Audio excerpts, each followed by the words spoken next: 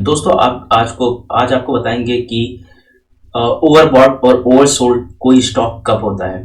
तो इसको एक सिंपल लॉजिक के जरिए समझा जाता है, वो एक इंडिकेटर के जरिए कि कोई भी स्टॉक में जब ज़रूरत से ज़्यादा खरीदारी आ जाए तो ओवरबॉट हो जाता है। उसी तरह से जब कोई स्टॉक में जब ज़रूरत से ज़्यादा सेल आ जाए तो वो लोअर बॉट में आ जाता है। तो ओवरबॉट और लोअर बॉट का मतलब सिंपल सा है।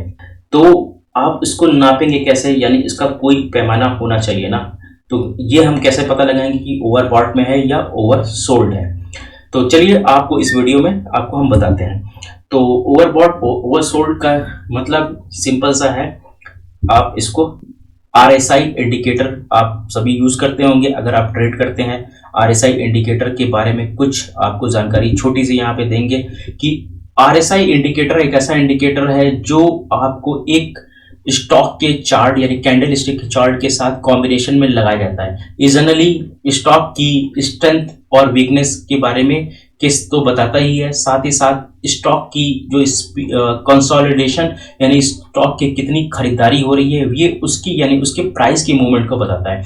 और RSI का लेवल अगर 70 के ऊपर जाता है या 70-75 के ऊपर जाता है तो ओवरबॉट हो जाता है। यानी अगर 70 के बहुत ऊपर चला जाए 80 तो एक्सट्रीमली ओवरबॉट होता है। उसी तरह से वो 50 के नीचे जाता है, 40 के नीचे जाता है तो वो लोअर बॉट हो जाता है, ओवरसोल्ड हो जाता है, या उसको लोअर बॉट भी बोलते हैं या ओवरसोल्ड बोलते हैं। और 30 के नीचे चला गया तो एक्सट्रीमली ओवरसोल्ड हो गया।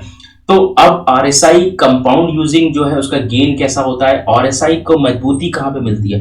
RSI जनरली कह सकते हैं कि ऊपर की तरफ अगर वो 50 के ऊपर दिख रहा है तो या 45 के ऊपर दिख रहा है, 45 और 50 के बीच दिख रहा है तो उसके अंदर स्ट्रेंथ आनी शुरू हो जाती है, स्टॉक का मूवमेंट अच्छा हो जाता है। उसी तरह से अगर वो नीचे जाता है तो वो कहने का मतलब ये है कि 40 के नीचे गया यानी 40 के नीचे जा रहा है तो वो ओवरसोल्ड हो रहा है। ओवरसोल्ड नहीं हो रहा है लेकिन वो नीचे उसके अंदर कमजोरी आ रही है।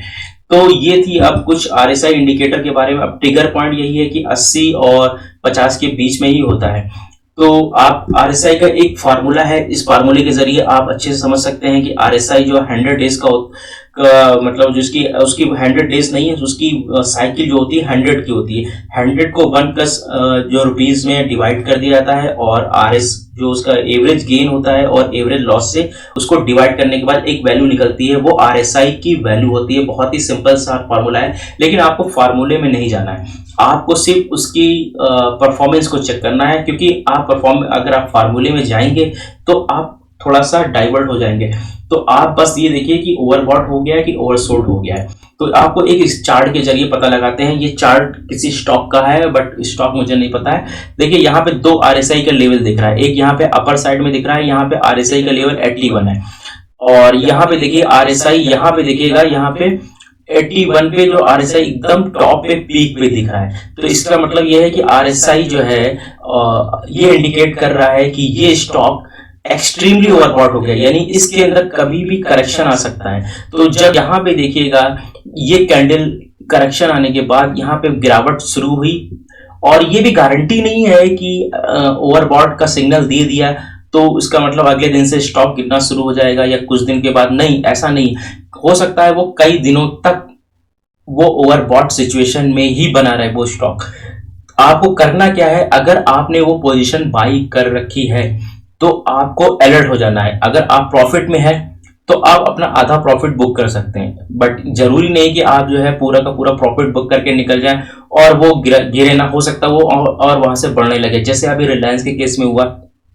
रिलायंस वहां से गिरा नहीं लेकिन और बढ़ने लगा, बाद में उसमें हल्की फुल्की करेक्शन आया क्योंकि रिलायंस भी एक्सट्रीमली ओवरबॉट था, लेकिन उसमें क्या है न्यूज के फ्लो की वजह से आगे बढ़ रहा था। तो ऐसा नहीं है, आपको क्या करना है, आपको अलर्ट हो जाना है। जो इंडिकेटर होते हैं वो इंडिकेट करते हैं, सिग्नल देते हैं, उनका नाम ही सिग्नल देना है। वो सिग्नल ये देते हैं कि अब इसमें करेक्शन आना तय है तो आप अलर्ट हो जाइए। उसी तरह से यहाँ पे देखिए, यहाँ पे RSI 26 पे था और 26 के बाद यानी ये ओवरसोल्ड हो चुका था। इसके बाद इसमें एक करेक्शन आया और यहाँ पे जो है फिर मार्केट ने अप ट्रेंड पकड़ा, ऊपर की तरफ गया।